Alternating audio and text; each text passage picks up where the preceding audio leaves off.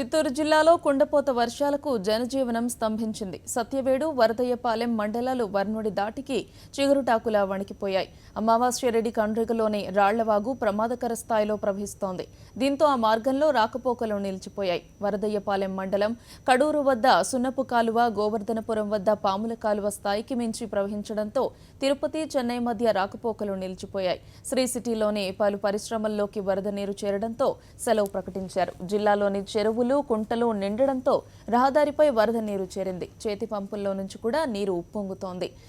పెద్దమండెం వద్ద కుష్యావతి నది పొంగడంతో టాటా సుమో కొట్టుకుపోయింది. విషయం తెలుసుకున్న పోలీసులు స్థానికుల సాయంతో వాహనంలోని 6గురిని కాపాడారు. మరొకరి ప్రాణం మాత్రం నీటిలో కలిసిపోయింది. వర్షం అదుపులోకి వచ్చే వరకు ప్రజలు అప్రమత్తంగా ఉండాలని అధికారులు సూచిస్తున్నారు.